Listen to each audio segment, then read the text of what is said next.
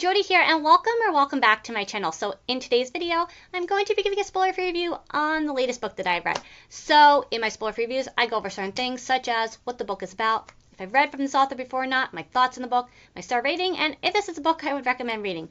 So without any further ado, let's get on to today's spoiler-free book review, and that would be for the book I Need You to Read This by Jessa Maxwell. So I Need You to Read This is by Alex Marks. Alex moved to New York City a few years ago with the hope of getting a chance to start over her life. Despite the Big Apple being a place where there's just so much to do and so much to see, Alex chooses to live a quiet life alone there. Alex prefers living her life where the less people who know about her, the better. Alex's days are more or less the same. She wakes up, goes to the diner across the street from her apartment, gets to eat what she always gets to eat there, talks with a few people she knows there, and, walks back to her apartment and gets to work at her job that she works remotely from at her home. What always helped Alex go through the hard and lonely times in her life was Dear Constance, an advice column. Alex loved reading the writer of the column, Frances Keene's advice to others in search of help or guidance. Alex looked up immensely to Frances for always being able to know exactly what to say to someone looking for answers. Alex didn't know Frances personally, but she felt a connection to her through her column. Flashback to 6 months ago, when Alex finds out the devastating news that the person she admired the most in this world, Frances Keene, was killed. What makes matters worse is that Frances's murder goes unsolved because the police never caught her killer. Then, months after Frances's death, the paper that she worked at announces they are looking for a new writer to replace Frances as Dear Constance. Alex decides on a whim to apply for the job, never thinking, though, that she'd actually ever get it. When the paper contacts Alex to let her know that the job is hers if she wants it, Alex is shocked, to say the least. At first, Alex isn't sure she wants to be the new writer behind Dear Constance, but after thinking it over, she decides to take a chance for once and accepts the offer.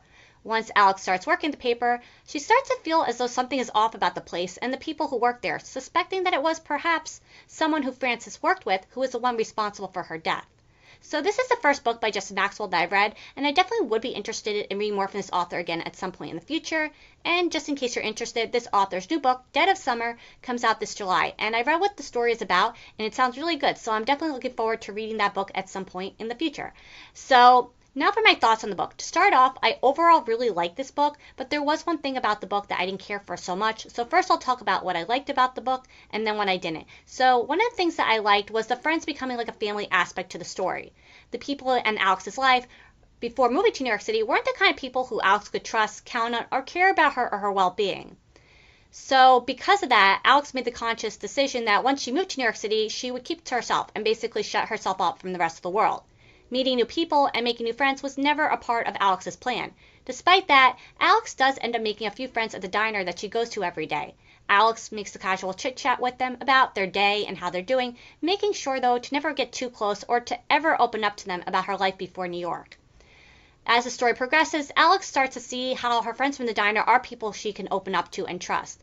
And towards the very end of the book, Alex sees how her friends would do anything for her and how much they truly care and can be counted on to have her back always. This was my favorite part of the story because it was so wonderful to see Alex, after so many years of not having anyone in her corner who she could trust and feel safe with, finally finding people in her life who unconditionally loved her and who just wanted nothing but the best for her. People who just wanted to see Alex happy and see her get a chance to really live her life. Another thing that I liked was I thought this was a pretty perfectly written mystery thriller. There was this creepy, eerie, almost atmospheric-like aspect to the story that you felt as you were reading the book. The story involves a whodunit kind of storyline where the killer could be anyone. And throughout the story, you felt all the anxiety, nerves, and the feeling of needing to look behind one's shoulder that Alex feels as she's trying to solve Frances's murder. The last thing I liked was how the story took place in New York City. At the start of the book, Alex, for the most part, keeps to herself. And then as the story progresses, Alex starts to take chances and lets herself live a little. She begins to take advantage of living in the most exciting city in the world, a city where there's always something to do and always something new to see. And I thought the way the author wrote about New York as a place of endless possibilities was really well done. So now for what I didn't like about the book. There was only one thing about this book that I didn't care for, and that was how the major twists and turns were revealed. This was a mystery thriller where there were a few twists and turns scattered here and there throughout the story, but it wasn't until the end of the book where the major twists and turns were revealed.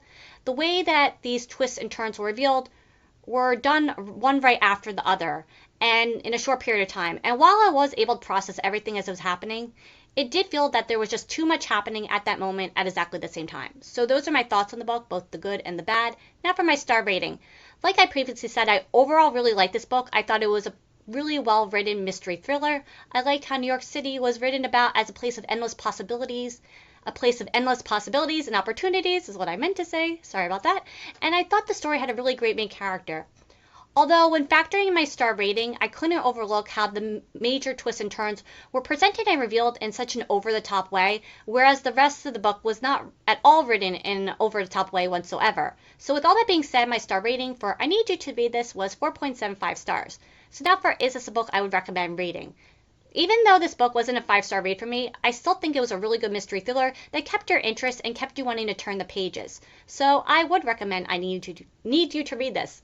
Sorry about that. So that's going to be it for today. I hope to help you discover a new book today. Thank you so very much for watching, and until next time, bye.